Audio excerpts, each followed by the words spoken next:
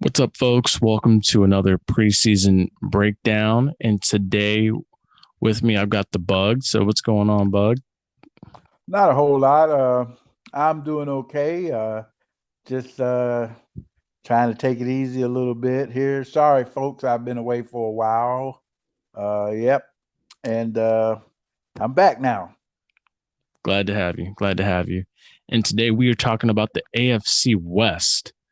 So, without further ado, I think, I'm going to leave it up to you. Do you want to start from worst to first, or do you want to go from first to worst? It don't matter to me. I can go from any one of them to the other one to the next one. I'm ready. Yeah. Fair enough. So now I guess I'm gonna start you out with the 5-11 Denver Broncos. They added Teddy Bridgewater. They added Ronald Darby. They lost AJ Boye though, but they drafted Patrick Surtain out of Alabama, and they also drafted running back Javonte Williams out of UNC. Yeah, running back Javonte Williams out of USC. So my question for you is, with Teddy Bridgewater being there, would you still consider starting Drew Lock, or would you consider starting Teddy Bridgewater? Eventually, no, I would come bust right out with Bridgewater. Look like they're gonna have a lot of good offense. Looks like Denver has the potential to be offensive. But what about the defense? Can they stop people? Yeah, Denver should be able to score some points. But what about over there on the other side of the ball with Denver? How's their defense? Is it good or is it bad or are they an in between type defense? That's they my thing for Denver. they got a What lot was that? they got a lot of drama going on with the whole Von Miller situation, and then I don't know what's going on with Bradley Chubb. Yeah. So that's a question mark that remains to be seen. It was a smart move to put Patrick Surtain and getting like the best available Alabama player to go on Right, defense right, to join right. Justin Simmons. Yep. I think Yeah, that's a start. Patrick Surtain, hopefully that kid should be able to get whatever type of contract he wants. But I know they got like a little limit on what they can do for rookies. But yeah, that's that guy. I would have liked to see him go somewhere else, like Yeah, maybe um, somewhere here on the East Coast or like a Miami. like Miami would have been good for him. Yeah, Miami, even Jacksonville, Atlanta, New Orleans, somewhere like that. Even maybe come to Tampa. Shoot. But Yeah, yeah, that kid, he deserves the whatever he can get. That's a good football player all the I way think around. I think for the longest time, I think Denver. Well, since he retired, I think Denver's been trying to find someone that can replace Champ Bailey or pick up where Champ Bailey left off. And I think Right. hopefully Patrick Surtain likely will be that guy that will do that. So I think that's the belief. I think that's what John Elway has done. Right. Right. So now I But ask you, yeah, they need to get their defensive issues. But I think they'll score a lot of points. Uh, or they'll score points. Yeah.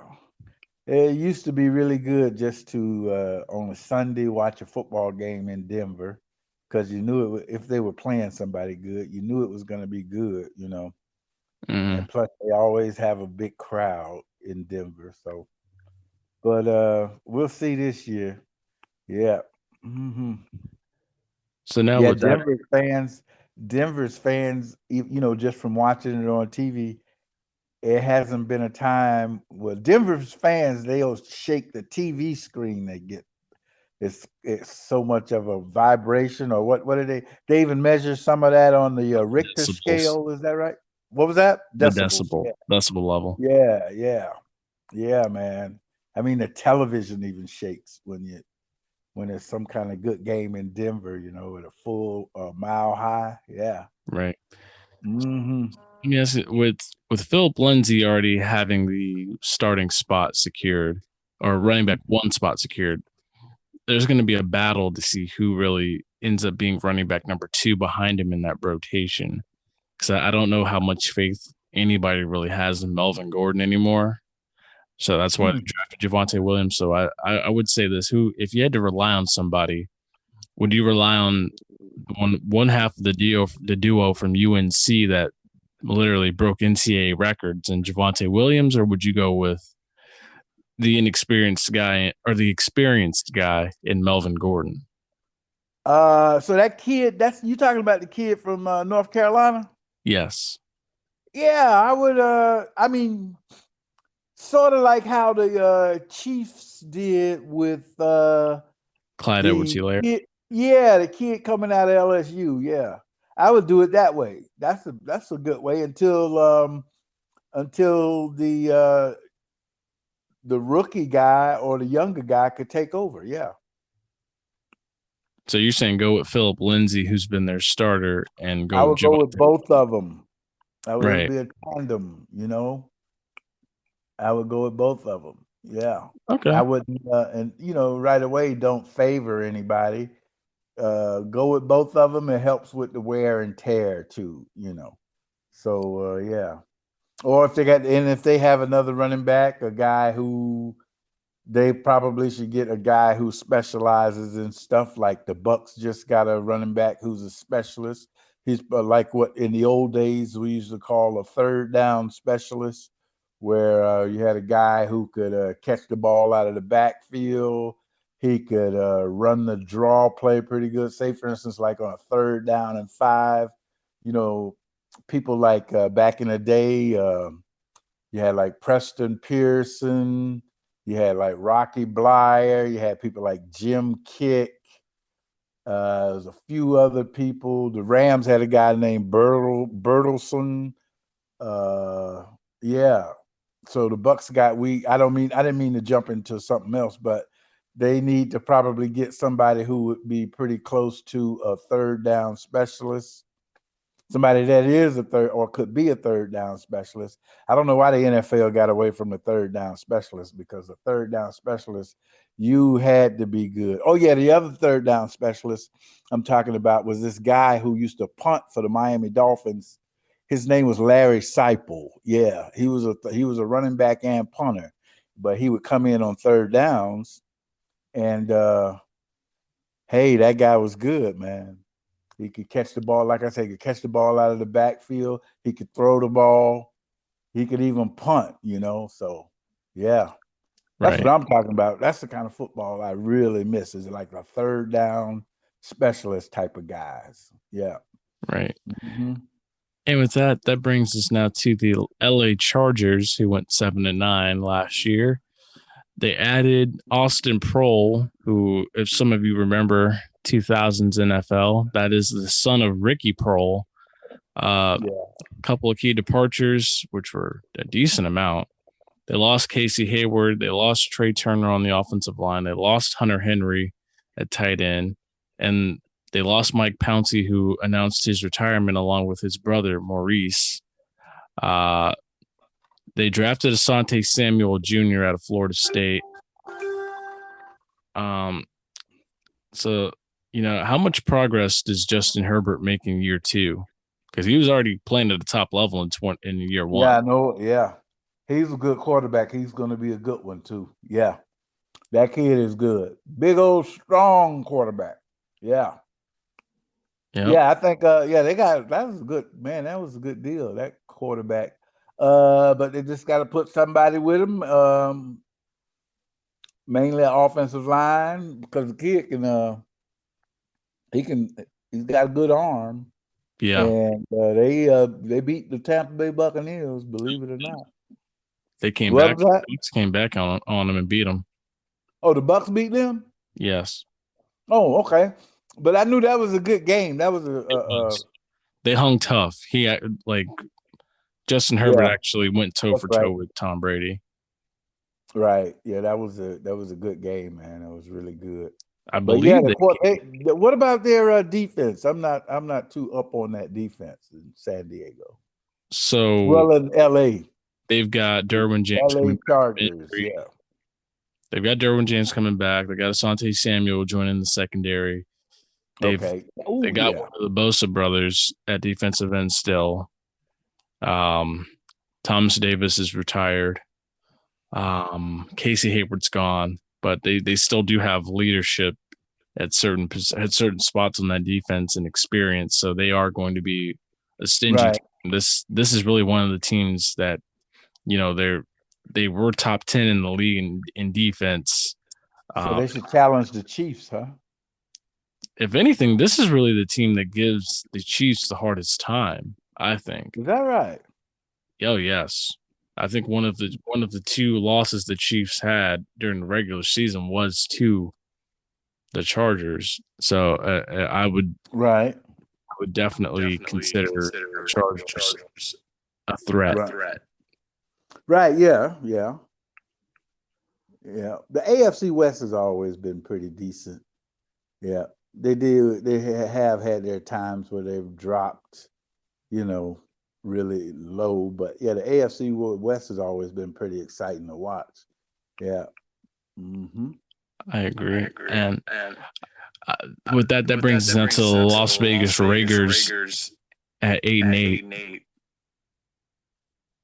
So Well, they add oh, go ahead. I'm sorry. they added Casey Hayward. They lost Willie Snead. Uh, the departures. They lost David Irving. They lost Tyrell Williams. They lost Arden Key, who honestly I don't even think he finished his rookie deal. Right. Um, they drafted Alex Leatherwood out of Alabama. And here's is it playoffs or bust for year 4 of John Gruden? Say what now about John Gruden? Is it playoffs or bust in year 4 of John Gruden? I think John Gruden got a lot of leverage out there with Al Davis' son, the owner. I think that kid's going to be with Al Davis. I mean, they gave him $100 million. Yeah. So I don't think John Gruden ain't he ain't just coaching. He's doing some other stuff too. So he's probably part owner or something or whatever. But it's just some things. It's some things everybody don't know about. $100 million. I don't think John Gruden's going anywhere. I think he's pretty secure. Yeah. And if he does stop coaching, he's got a home out in Las Vegas. So yeah, I don't think John Gruden's in trouble.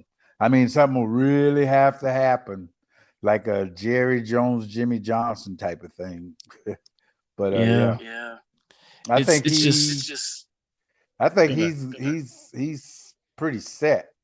He's if that's where he wants to be, that's where he's gonna be. Yeah. $100 million, he'll be there. I think the silver lining in it all is the 8th best overall offense in the NFL last season. I think you know what I think about him. That quarterback, man, he's got to step up. What's his name? Carr. Yeah. Yeah, he's got to step up, man. Carr is like he's all right from 20 to 20. You know? Yeah. He's a 20 to 20 quarterback, I guess you could say. And he's got to cash in. Roger Carr's got to come out of the fog. I mean, he's a good quarterback, but he's just, he's in the fog, man. He's got to come out. Yeah. It's Derek Carr. You said Roger. Huh? His name's Derek Carr. You said Roger Carr. Oh, yeah. Roger Carr was great wide receiver for the Baltimore Colts. Yeah. So I take it that was his dad. Yeah. Think so, yeah.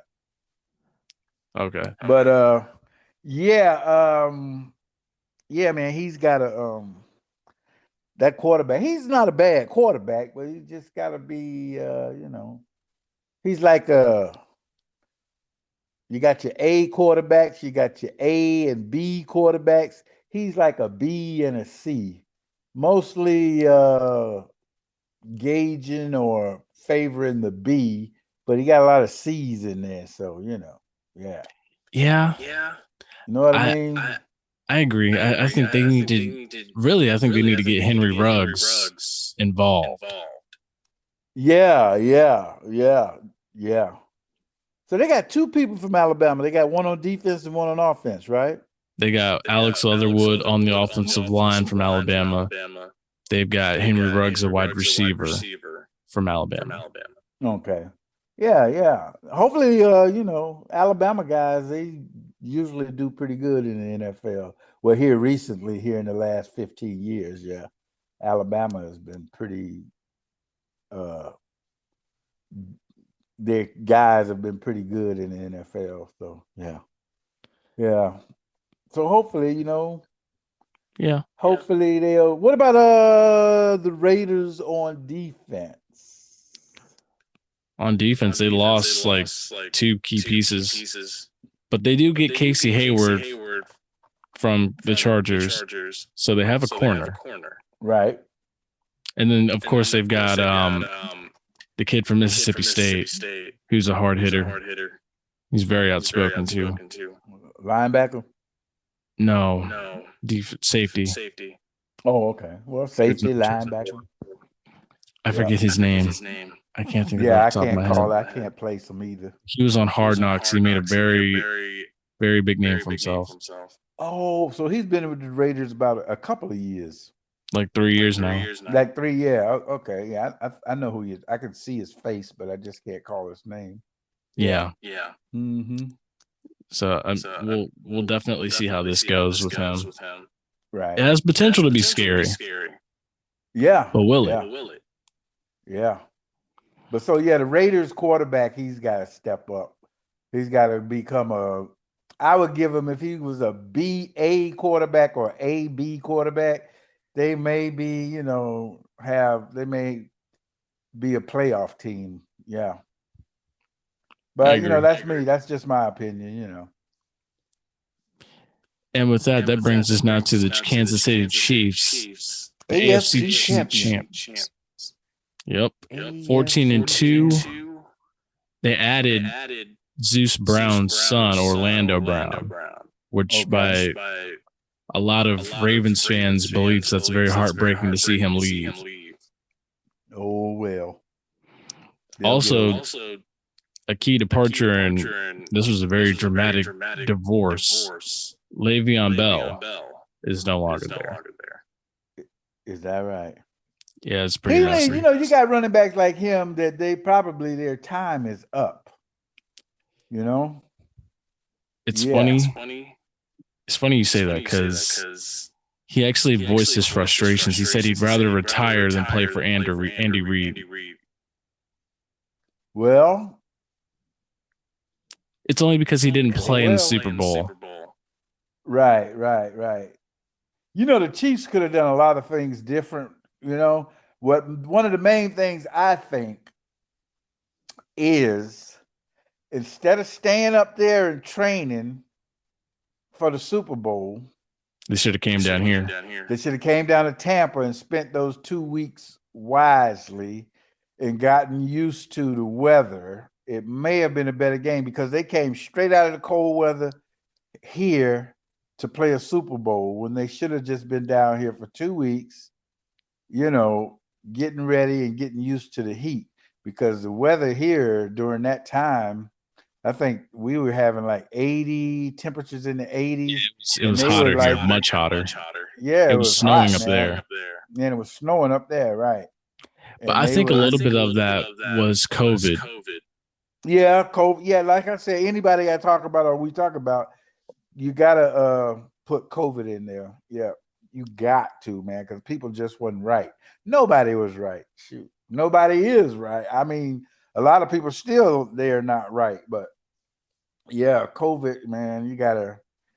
I know they're professionals and all of that, but still, they're human beings, and they're gonna be thinking about it. It's a lot of things at that time that's gonna be on your mind, and COVID is just like on the other day they were talking about on ESPN, they were talking about the Lakers, and I'm like, they said everything about the Lakers except for nobody mentioned COVID. What's in the back of somebody's mind? What's going on?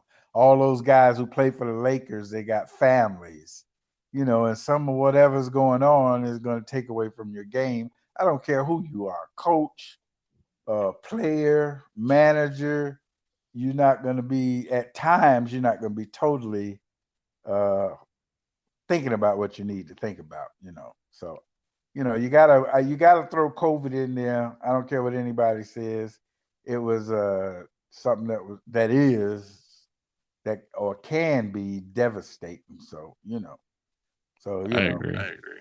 Yeah, so you got to throw it in there. Yeah. So, and then when the Chiefs came down to play, the coach's son, one of the coaches, he killed somebody in a car accident. So all of that stuff, you got to look at. I'm gonna say that the car accident, COVID, and not coming down to Florida and training. I mean, we got some of the best football facilities in the country. I mean, they could have went anywhere. They could have went to Gainesville and trained, or Tallahassee or Miami. Even they could have been here in Tampa, and trained versus staying up there in the cold weather. And I then the agree. next day flying down playing the Super Bowl. I agree. Yeah. Well, Mm-hmm. two other things. Two guys that they drafted. They drafted Creed Humphrey, an offensive lineman out of Oklahoma, and they Right. drafted Joshua Kando, a defensive end out of Florida State. Right. Okay. So let me ask you this before we wrap it up. What will it take for them to get back for the third straight year?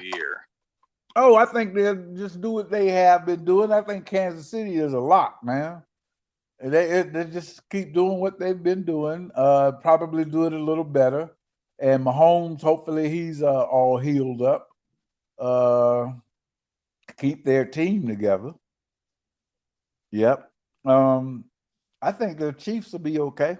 I think they are okay, and they just need to, you know, do what they've been doing and do it better. Excuse me. But yeah. Fair enough. So yeah, that's what I think. I think Kansas City. Oh yeah, they need to beef up their defense a little bit more too, because Kansas City, they have a tendency, even though they do win, they have a tendency to give up points. Okay. Correct. Yeah, they do have a tendency to give up points. Yeah, and I guess that makes it closer or a little bit more dramatic to come in, and then you have to wait to see what Mahomes and the offense is going to do. What are they going to do to pull it out or win the game? But yeah, the Chiefs' defense, they need to step it up. Yeah. Mm-hmm. So, with that all being said, what's your predicted order of finish for this division? Kansas City, San Diego, Los Angeles, you mean? Las Vegas. Yeah, Kansas City, Los Angeles. I guess we all got to get used to saying that, huh? Yep. Kansas City, Los Angeles, Las Vegas, and Denver. Yeah. AFC West. Yeah. That's what I come up with. I'm going to say the same. Is that right? Okay. Yeah. That's good. And I think the Chargers get into the playoffs. They don't win the division, though, but they definitely get in the playoffs. Right. Yeah. Mm-hmm. And then I don't think the Raiders get in. The Raiders will win 9 games. Yep. And it won't be enough. Denver will win 5-6 games. True. So with one added game, I believe that would bring Denver to 5-12. Okay. Yeah. So I could agree with that. Yeah. Yeah. Oh yeah. That's the way I see Kansas City, LA, Las Vegas, Denver in that division. Fair enough. Yeah. Folks, that's going to bring it into this episode. I hope you've enjoyed. If you have not already, make sure you follow us on all of our social media platforms. Make sure you like, share, and subscribe to this episode. I want to thank The Bug for joining me on this episode. Oh, yeah. Thank you. Thank you for having me back. And I will be back, and I will be back, and I will try to get some trivia into you folks, and a little bit more of the trivia as far as more sports versus football. And yeah, that's what I'm going to try to do. And I'm going to give it back to JPeeps and everybody is I'm doing okay. So all righty. Keep the faith, and that's going to do it for me. All right. Yep. So yeah, as always, folks, stay safe, stay blessed. We'll see you on the next episode.